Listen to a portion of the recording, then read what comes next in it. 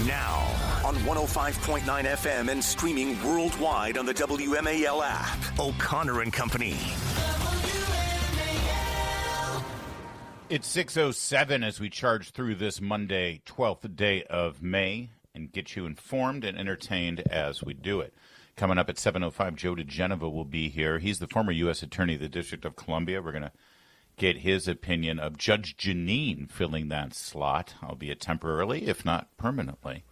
Also at 7:35, Bill Alexander, National Law Enforcement Officers Memorial Fund, as it's Police Week. We'll give you a preview of what's to come. And at 8:05, Ron Vitiello, a former U.S. Border Patrol agent. We're going to get him to talk. He was also the acting director of ICE and currently a senior advisor to the Custom and Border Protection Bureau. We're going to get his opinion on this story we're about to discuss. It's Larry O'Connor alongside Julie Gunlock. Good morning, Julie, and happy Mother's Day.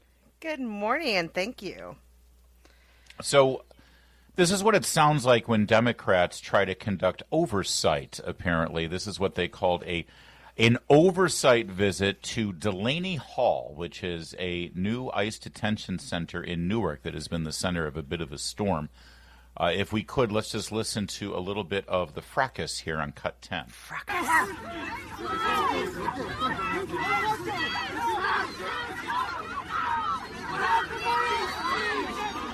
There you go. The grown-ups are in charge. That's oversight. Yeah.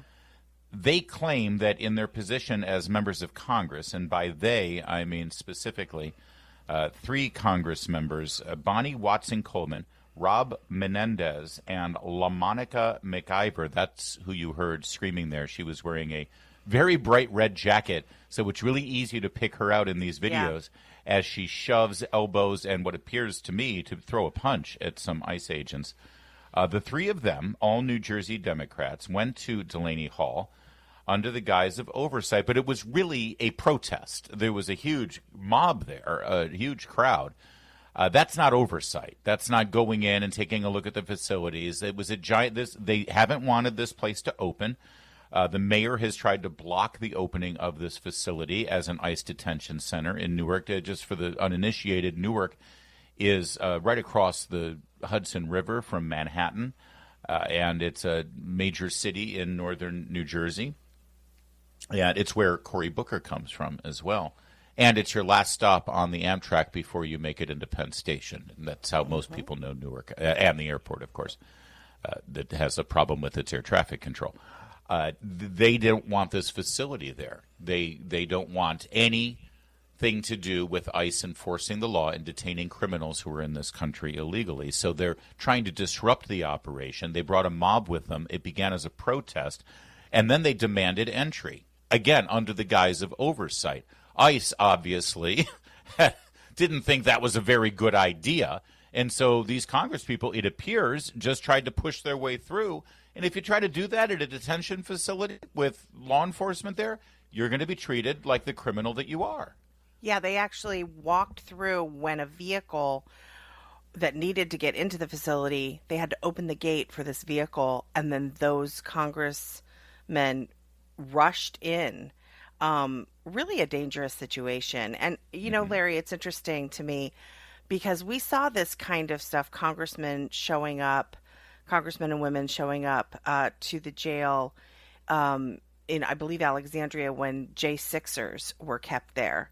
January 6th, those that were awaiting trial and were held at the facility there in Alexandria, Virginia. And look, they tried to get in. They were not allowed in. They didn't break in. And I didn't hear one Democrat that was concerned about how the January 6th folks were treated. But they do care about these criminal illegal aliens. That's who they care about. Yet again, they didn't care about Americans being held in these detention centers, but they sure do care about these criminal illegal aliens. Yet again, risking getting arrested. They also don't care about the truth. Representative Bonnie Watson-Coleman, appearing with the other 2 cohorts, appeared or attempted to lie to Dana Bash this weekend on CNN. Take a listen to how she spun the incident, Cut 11. But there's no reason for it. Nothing happened other than the chaos that they created themselves. If anything, we were pushed and shoved, and found in a very vulnerable situation for the three of us. Yeah, well, actually, the body cam footage from the ICE agents, as well as cell phone images and videos of people who were involved in this protest and confrontation, tell a very different story.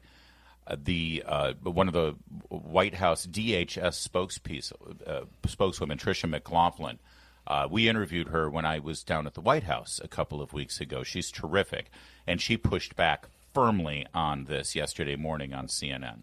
Thanks, Victor, for having me. I'm glad I can be here to actually give viewers the facts. What happened that these members of Congress, including the mayor as well, and a mob of protesters, as there was a bus full of detainees going through the gate, they stormed the gate and actually entered the first security checkpoint. This put law enforcement at risk, and this actually put the detainees as well at risk.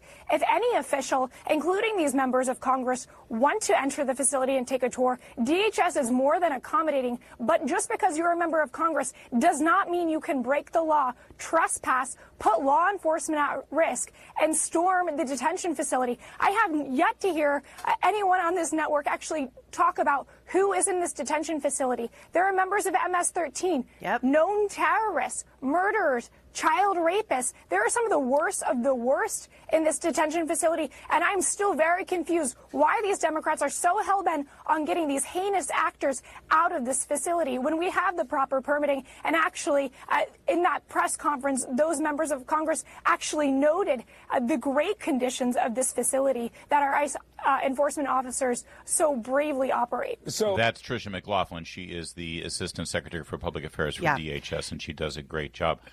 So there, once again, here we have Democrats going to the mat for the worst of the worst, criminals who are in the country illegally in the first place, and trying to make it look like Trump is running, a prison camp or something. And think of how these same Democrats smeared the Border Patrol. Remember the long rain? They said they were whipping a Haitian refugee. Yeah. They smeared the Border Patrol. They will smear these police officers by saying that they were assaulted.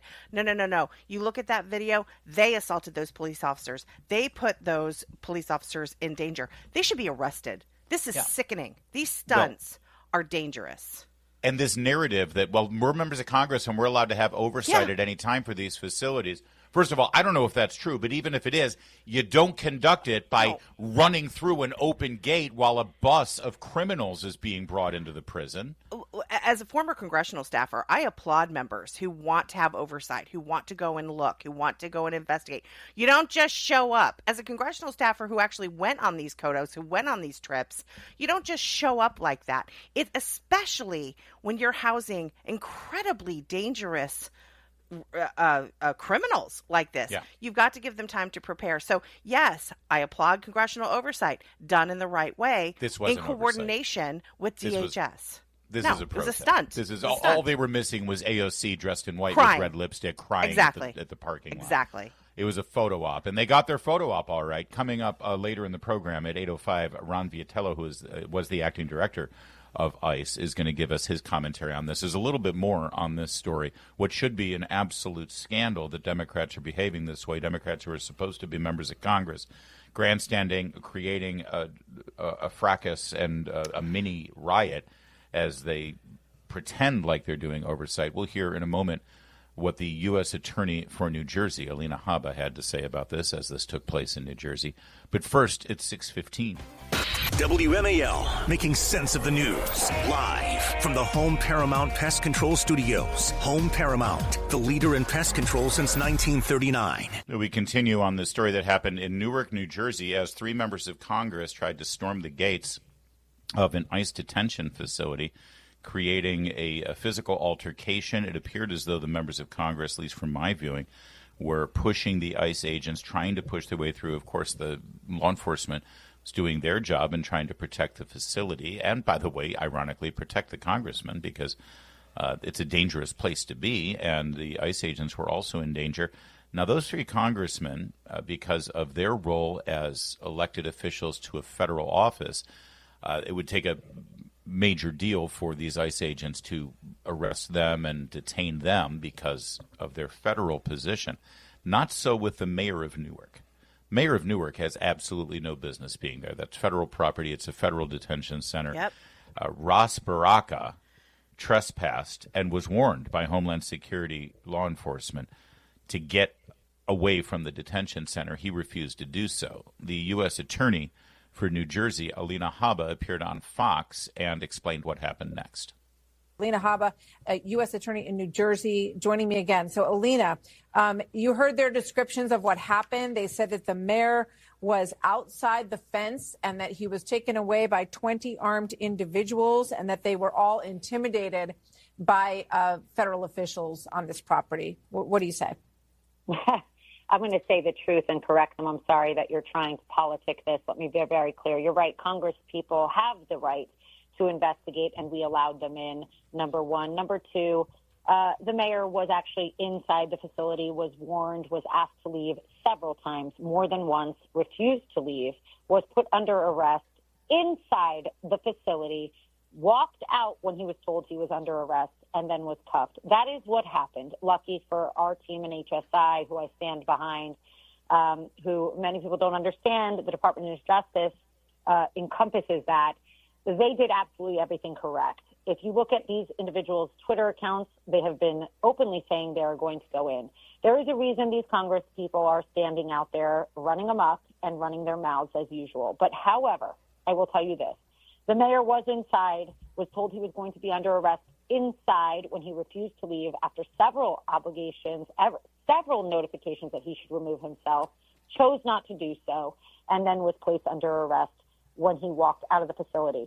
So while I love the scheme, the game, and the tactics of these individuals that are perfectly fine and were not touched, I will say very clearly the mayor They were did not have a right to assaulted, be there. these three individuals? None of them were assaulted? Does This it is look what like they they said. were assaulted, Martha? No, they looked Does it fine. look like But I'm asking, fine? in terms of what happened in there, it is very striking, especially after having read the list of at least some of the people who are in this facility. And Right. I'm trying to figure out exactly what they are doing to protect the people of New Jersey. It's called grandstanding, unfortunately, Martha. And when you break the law, there's no grandstanding that will help you. Period. The end. There you go. So the mayor of Newark has been arrested. And by the way, DHS has said that arrests are still on the table for the House Democrats who were caught on camera. They're reviewing the evidence right now. Again, I remind you, they had multiple body cams on these law enforcement officials, but also you can see from civilian cell phone footage that the Congress people were definitely engaged in physical assault of these enforcement officers. I guess the question is, who threw the first punch or who threw the first push? I just have one quick thing. But when it comes to law enforcement, actually, that's irrelevant. Yeah. I have one thing to say. I want to summarize what Alina Habba said. She was saying they have the right to oversight. They have the right to visit, but not yet. It's the power of yet, Larry. Yeah. They all need to watch Meghan Markle and her theories on yet. That's you have to right. wait. You have to wait. Yes. Also, I think one other idea I have is I think some of they should pick out the ICE authority should pick out some really nice detainees, release them on house arrest with an ankle bracelet to these Congress people. It's only fair, Larry. Let them live with these Congressmen and women, right? Yeah. It's a great idea. Yeah. Listen, the narrative needs to be that Trump is in some way acting as the prison camp fascist that he is. And, yes. But they're fighting the fight of 2017. They are, exactly. That did not work for them then, but they did have people watching who bought into a lot of what the media was telling them. But what they're forgetting is that we just lived through 4 years of open borders, and the tolerance of the American people on this kind of BS is absolutely at a negative. It's not even zero. It's beyond zero at this point. The American people, by a huge, huge majority, want these criminals detained, arrested, and deported. And Democrats, once again, the only image that comes away from this is not that Trump's a thug and ICE are thug, Gestapo, Secret Service members. No. The image that should be long-lasting for the American people is that Democrats are not fighting for you. They're fighting for the criminals. Criminals from another country who were here illegally. That's right. And they want to continue to fight for those criminals. Let's not forget, they all voted against, well, except for like 7 of them, voted against the Lake and Riley bill. It's 6:23. WMAL-FM, Woodbridge, Washington, a Cumulus media station. Making sense of the news. News Talk 105.9. News now.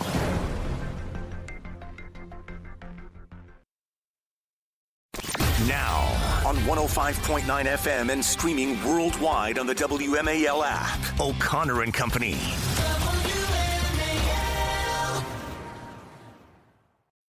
37, it's O'Connor and Company, and coming up at 7:05, Joe DeGenova, former U.S. Attorney for D.C., will give us his opinion on the drama surrounding that position now and whether Judge Jeanine is a good fit. 7:35, Bill Alexander, National Law Enforcement Officers Memorial Fund. This is Police Week in Washington.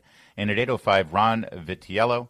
He is a former Border Patrol agent and former acting director of ICE. We'll get his reaction to this weekend's shenanigans up in Newark that we just discussed. It's Larry O'Connor alongside Julie Gunlock. Who can't figure out her microphone. Sorry. Good morning, Larry. Et benedictio Dei omnipotentis, Patris et Filii et Spiritus Sancti descendat super vos et maniat semper.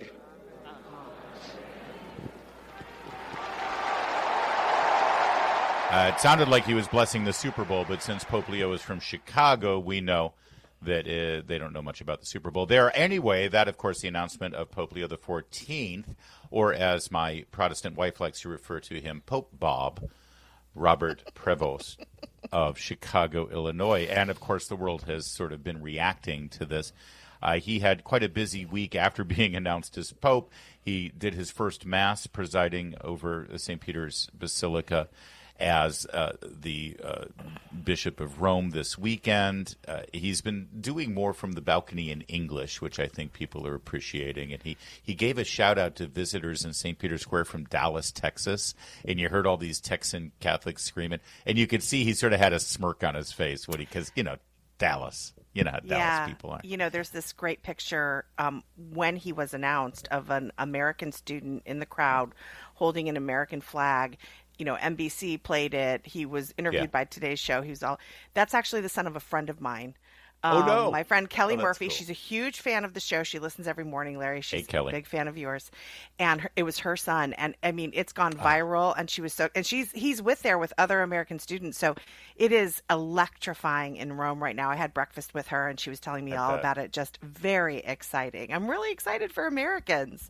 It is cool. And I do feel like there's going to be a ripple effect for the Catholic Church in America, for the Christian Church in general across this country, whether affiliated with Rome or not. How can it not? And we're now sort of experiencing something we've never experienced before. Other countries, of course, have experienced this, but we haven't here in America, where one of our own, American, grew up in Chicago, Midwestern guy, went to school at Villanova. All of these.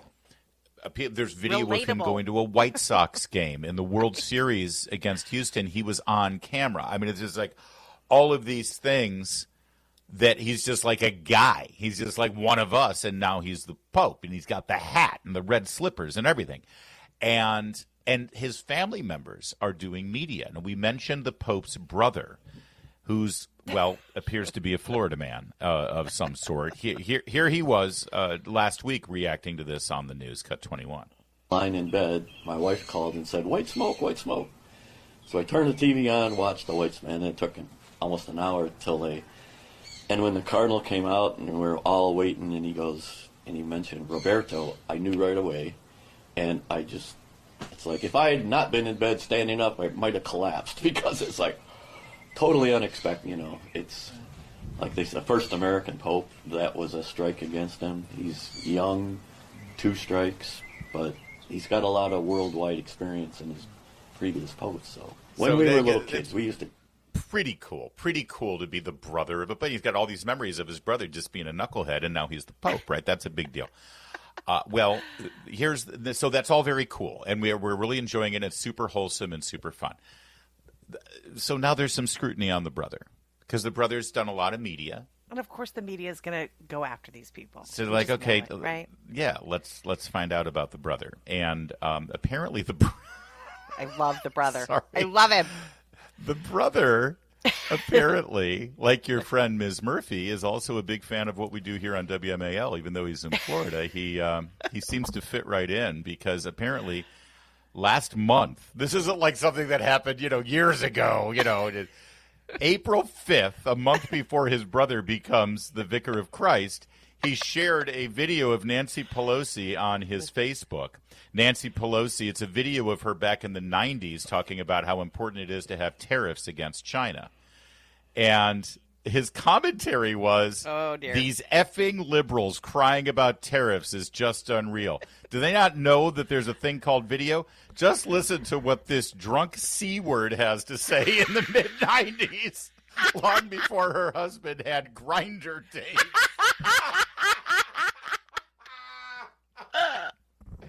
Oh, dear. I mean, where's the lie? Where's the lie? So now this story resurfaces, and Pope Leo's got to be like, oh, God, Louis, seriously? Wait, did you say this is his younger brother? I don't know. I don't know because if it's such a younger brother thing to do. I'm thinking about Moy Boys. It's true. That is totally a baby brother thing to do. Yeah. Oh, dear. I love that the brother, obviously, it's not the most holy behavior. No, I'm not one. But to he's judge, not the Pope. He might have to go to confession, and imagine that one. Forgive me, Father, I've sinned. So here's the deal. First of all, my brother's your boss. Secondly. One other interesting development for Pope Leo, Raymond Arroyo actually put this out on his social media. We'll let him report on it. Go ahead, Raymond. Obviously, I'm here in St. Peter's Square. I want to point something out to you. For the Raymond, last 12 years, during the pontificate of Pope Francis, he elected to live in... Oh, you know why? Because it's only one channel audio. That's why we're not hearing it, because we're only hearing it through one channel. Yeah. All right. I'm sorry. We can't hear it, so we interrupted it. What Raymond is reporting is that the Pope has decided officially to move into the Apostolic Palace, where he'll reside. None of this grandstanding. Oh, I'm going to stay in the, humble little quarter. No, yes. Francis, it was a marble-lined, like Four Seasons hotel. It was a beautiful residence for him. And then finally, the Chicago Sun-Times headline, I just caught this. It's fantastic. They have a picture of Pope Leo XIV, and the headline from Chicago, The Pope. The Pope. It's so ridiculous. It's fantastic. Everything about it, Pope from Chicago. There's a local. My brother lives in Chicago. He sent me a picture of a local, like hot. Chicago has great hot dogs. They have a special Louis XIV hot dog beef sandwich that they're selling now. I just want to quickly say I was so jealous that Patrice was on Friday and got to talk about this. I was like, I was dying. I was like, could they not put it off till Monday? This is the first time I got to talk about it. I was a little down, and I loved your commentary. You and Patrice were very positive, very good, and I've come around. I'm very excited about him now. So, don't get Eeyore and his brother. I love his brother. And his brother seems to, if that's any indication, the brothers were raised the same way, and obviously they had different lives. One of them and one has a potty mouth, and it's not the Pope. And I don't think Nancy Pelosi is going to be having an audience anytime soon, at least not with the brother.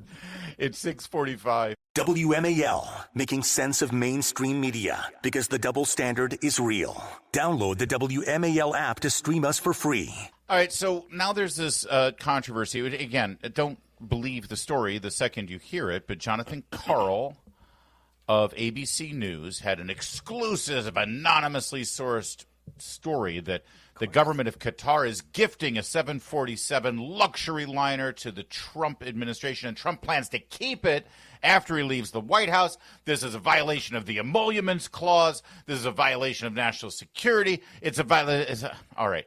So we found his source about this story, that the president needs to have some solution for Air Force One because the Boeing Corporation is not delivering on time. The source is Trump himself. In February, he talked about this. Listen. Something, but I'm not happy with the fact that it's taken Boeing so long. There's no excuse for it. And they had a fixed price contract. I made that deal. And now they're losing a lot of money, and they'd like to see if they can up the price, but I make fixed price deals. I don't like time and material deals. Sir, the only other commercial aircraft maker that could make a plane that big is Airbus. Would you consider buying your... I would not consider Airbus for Boeing, no. But I could buy one that was used and convert it. I could buy one from another country, perhaps, or get one from another country. Okay. So we're looking at so other there he was. alternatives. He was upset that Boeing had not made their deadlines. He made a fixed price deal. Okay, Boeing, you get to make the new 747. It's got to be delivered by this time. Now, Boeing is saying that they're not ready to deliver for another, 5 to 10 more years, believe it or not.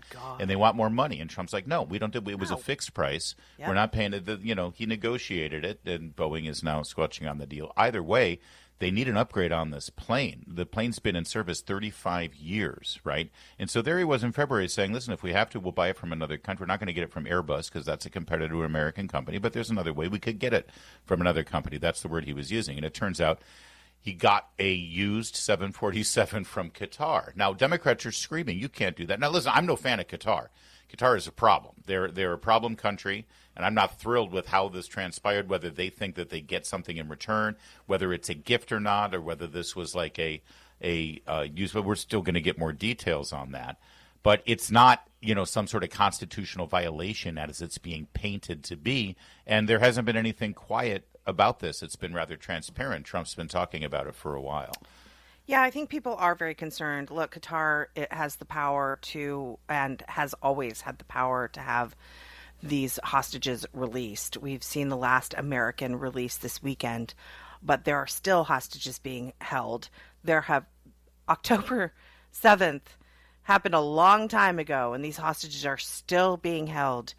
And even the ones that were released were held for just, it was torture what they did to these hostages. And I think that people are rightly sickened at the idea of doing business with Qatar when, again, they not only fund terrorists, they, again, have the power to have these hostages released. So, Look, I'm uncomfortable with this, and I think many people are. And I don't want Trump doing business. I don't care if there's other places to find planes. I don't want it to come from Qatar. Well, I want more details about it. Sure. I don't like anything that happens with Qatar, but here's what Trump put out on social media. So the fact that the Defense Department is getting a gift free of charge of a 747 aircraft to replace the 40-year-old Air Force One temporarily in a very public and transparent transaction so bothers the crooked Democrats that they insist we pay top dollar for the plane. Anybody can do that. The Dems are world-class losers. MAGA. Well, there you have it. There you go. It's 6:53. Making sense of your world. I agree with you 100%. News Talk 105.9 WMAL. There's a lot of us out there making sense of the news.